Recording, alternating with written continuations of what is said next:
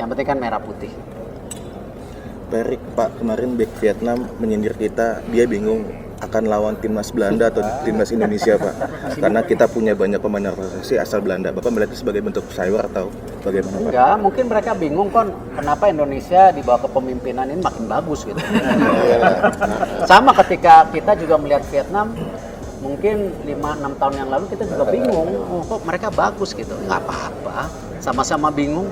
Yang penting kan hasil nanti gitu. Itu lumrah lah. Ya. Ya nggak apa-apa, orang kita juga pernah bingung sama mereka bagus banget.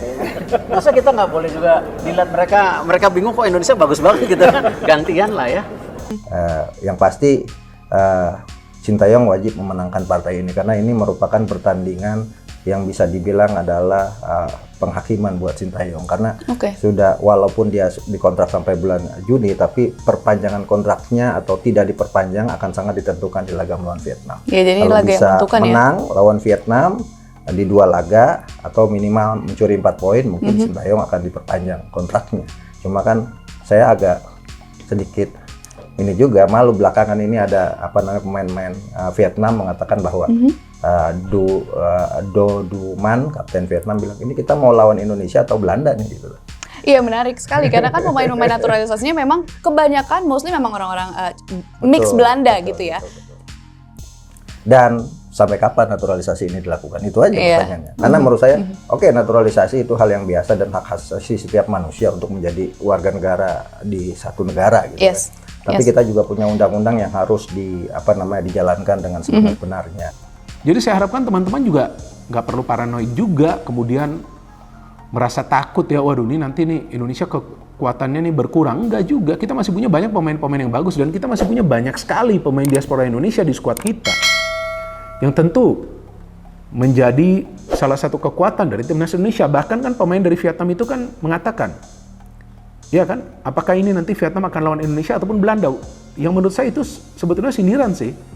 Ya tapi biarin aja. Dia sindir seperti itu, nanti kan di lapangan baru akan terbukti. Benar kan? Itu juga ketika ada berita itu, saya juga melihat teman-teman ya tampaknya terpancing. Kemudian komentar-komentar negatif, buat apa juga? Yang penting nih para pemain kita nanti bisa perform di atas lapangan. Itu yang paling penting. Dan saya pikir para pemain juga tidak terganggu dengan hal-hal semacam ini, berita-berita semacam ini yang diungkapkan oleh pemain Vietnam tersebut. Enggak. Saya yakin kok, para pemain yang bermain di Eropa, ya, yang sekarang telah menjadi WNI dan menjadi bagian dari timnas Indonesia, bersama juga dengan para pemain yang bermain di Liga Domestik, kita ini bersatu di atas lapangan. Kekompakan mereka sudah luar biasa. Dan kita lihat di Piala Asia lalu.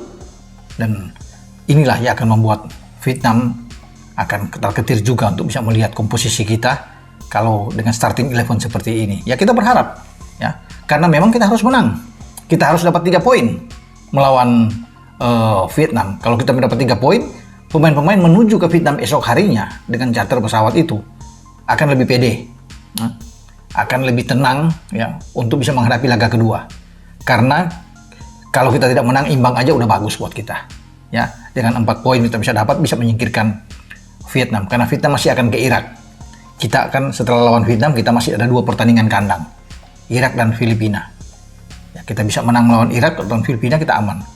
Ya, atau katakan draw dengan Irak dan kita bisa melawan Filipina, ini kan bagus buat kita dalam hitung-hitungannya untuk bisa mendampingi Irak lolos ke babak atau ke putaran ketiga di Piala Dunia zona Asia di grup F ini, dan kita akan nantikan itu. Dan semua dipantau oleh Sintayong.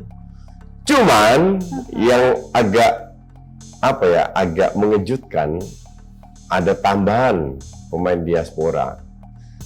Dan kalau kamu nonton videoku dengan Arya Sinulinga. Oh, yang PSSI itu ya? Orang PSSI. Exco PSSI. Tangan kanannya Erick Thohir kan. Dia bilang, ya selama ada pemain diaspora yang bagus, akan kita ambil terus. Oh gitu. Artinya kedepannya ini bertambah. Oke. Daripada sekarang yang ada kan. Which is good, gue bilang. Karena yang bertambah itu kan sesuai dengan keinginan pelatih. Kalau pelatih bilang kalau namanya diaspora masih gambreng di sana. Tapi kalau pelatih bilang enggak, ini enggak, ya enggak diambil. Tapi kalau pelatih mau, ya ini bisa lebih bagus ya, Ini gua anggap sebagai ya sedikit tamparan untuk pemain Liga 1 ya. Dalam arti ya pemain Liga 1 nggak bertambah, ya dong? Iya, betul. Nggak bertambah, justru kemungkinan besar untuk mereka main sebagai starter atau sebagai subs berkurang. Iya. Tapi hal kayak gini kan kita bisa anggap secara negatif atau positif. Kalau gue sebagai pemain, gue akan anggap ya udah saingan gue ketat sekarang, pemain-pemain di Liga Eropa banyak yang di Liga Eropa, gue berusaha untuk bermain lebih bagus lagi agar bisa dilirik sama pelatih.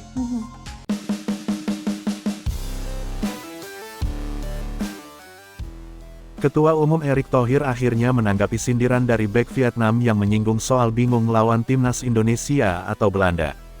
Belum lama ini, bek Vietnam Do Duy Man memang mengaku bingung bakal menghadapi timnas Indonesia atau Belanda. Hal ini karena skuad Garuda saat ini banyak dihuni oleh pemain naturalisasi atau keturunan Indonesia Belanda. Ini diungkapkan Do Duy Man kepada media Vietnam jelang pertandingan melawan timnas Indonesia. Timnas Indonesia akan menghadapi Vietnam dalam 2 leg di laga lanjutan grup F kualifikasi Piala Dunia 2026 zona Asia. Tim Merah Putih akan tampil sebagai tim tuan rumah dalam laga perdana dengan menghadapi Vietnam di Stadion Utama Gelora Bung Karno, Senayan, Jakarta, tanggal 21 Maret tahun 2024. Kemudian leg kedua akan bertandang ke Stadion Nasional Mai Dinh, Hanoi, tanggal 26 Maret tahun 2024. Jelang laga penting ini, Shin Tae-yong telah memanggil 28 pemain untuk menghadapi The Golden Star Warriors tersebut. Dari 28 tersebut sebanyak 10 pemain adalah pemain keturunan atau naturalisasi. Bahkan apabila ditambahkan Elkan Bagot bisa jadi sebanyak 11 pemain keturunan yang akan membela timnas Indonesia. Ternyata situasi ini membuat bek Vietnam merasa bingung, karena dari 10 pemain itu ada 8 orang yang memiliki darah keturunan Belanda. Oleh karena itu, Do Duy Man menyindir tim asuhan Shin Tae-yong ini sebenarnya timnas Indonesia atau Belanda. Menanggapi hal ini, Erick Thohir mengaku bahwa sebenarnya dia juga bingung dengan Vietnam. Mantan pemilik Inter Milan ini mengatakan bahwa ia sempat bingung dengan Vietnam dalam beberapa tahun belakang. Menurutnya, ia bingung karena Vietnam bisa bagus dalam kurun waktu 5-6 tahun belakangan. Mungkin mereka bingung kenapa Indonesia di bawah kepemimpinan ini semakin bagus, ujar Erick Thohir kepada awak media termasuk bolasport.com di Dana Reksa, Jakarta, Kamis tanggal 14 Maret tahun 2024. Sama ketika kita melihat Vietnam, mungkin 5-6 tahun lalu kita juga bingung, kok mereka bagus, ucapnya. Menurut pria yang juga menjabat sebagai Menteri BUMN tersebut mengatakan bahwa sebenarnya kita sama-sama bingung. Jadi ia tak terlalu ambil pusing terkait sindiran yang dilakukan pemain bek Vietnam tersebut. Erick menilai saat ini yang terpenting yakni hasilnya. Sama-sama bingung. Yang penting hasil nanti, kata Erick Thohir. Tidak apa-apa, orang kita juga pernah bingung sama mereka karena bagus sekali, jelasnya. Masa kita tidak boleh juga membuat mereka bingung, tuturnya. PSSI memang belum lama ini terus mengebut naturalisasi untuk timnas Indonesia. Setelah berhasil dengan hadirnya Sandy Walsh, Jordi Amat, Sain Patinama, hingga Rafael Struijk. Saat ini masih ada 3 pemain yang masih dalam proses naturalisasi yakni Ragnar Oratmangun, Tom Haye, dan juga Maarten Paes. Walaupun mereka masih di proses naturalisasinya, tetapi nama Tom Haye dan Ragnar sudah masuk dalam daftar 28 pemain yang dipanggil Shin Tae-yong. Berita selanjutnya, kebutuhan Shin Tae-yong sudah dipenuhi PSSI. Akmal Marhali sebut kemenangan harga mati bagi timnas Indonesia saat lawan Vietnam. Pengamat sepak bola nasional, Akmal Marhali, menyebut kemenangan jadi harga mati bagi timnas Indonesia saat melawan timnas Vietnam di kualifikasi Piala Dunia 2026 zona Asia. Sebab, PSSI sendiri dinilai sudah memenuhi kebutuhan pelatih timnas Indonesia, Shin Tae-yong, jelang laga itu. Akmal mengatakan Shin Tae-yong memang diberikan banyak kemudahan dalam upaya membangun kekuatan timnas Indonesia oleh PSSI. Hal itu dilihat mulai dari pemain yang diinginkan sudah diberikan, sederet pemain keturunan yang diminta juga sudah mendapat kemudahan untuk diluluskan proses naturalisasinya. Artinya, kebutuhan pelatih dan berbagai akomodasi timnas juga sudah disediakan PSSI, sehingga tidak ada pilihan lain kecuali meloloskan Indonesia ke babak berikut. Kuncinya, STY harus bisa memenangkan 2 laga terdekat itu, kata Akmal dalam keterangan MNC Portal Indonesia MPI Peroleh, Kamis tanggal 13 Maret tahun 2024. Dengan kondisi di atas, Akmal Marhali mengatakan 2 laga melawan Vietnam akan menjadi kunci bagi Shin Tae-yong terkait nasib kontraknya apakah bisa diperpanjang atau justru diganti. Jadi, timnas Indonesia harus menampilkan performa terbaik dalam laga nanti. Ini laga penting. Vietnam saja sudah ketar-ketir akan menghadapi Indonesia. Ini menandakan kemenangan merupakan harga mati dan tidak bisa ditawar, ujar Akmal Marhali. Kemudian, Akmal Marhali menyoroti sikap Shin Tae-yong yang memang sudah menyatakan optimistis timnas Indonesia bisa menang dari Vietnam. Rasa optimisme itu dinilai pastinya akan membuat pemain percaya diri untuk bermain lepas dalam laga nanti. Jika STY sudah yakin bisa menang, kita ikut optimistis timnas bisa menundukkan Vietnam, ucap Akmal Marhali. Dengan kondisi di atas, menarik menantikan duel timnas Indonesia vs timnas Vietnam. Laga itu akan digelar 2 kali pada bulan ini. Timnas Indonesia akan menjamu Vietnam lebih dahulu di Stadion Utama Gelora Bung Karno SUGBK pada Kamis tanggal 21 Maret tahun 2024 pukul 20.30 waktu Indonesia Barat. Kemudian, mereka bergantian bertandang ke Maidin National Stadium pada tanggal 26 Maret tahun 2024.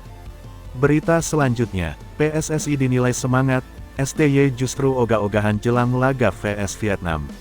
Laga lanjutan kualifikasi Piala Dunia 2026 Zona Asia, Indonesia akan menjamu Vietnam pada tanggal 21 Maret tahun 2024.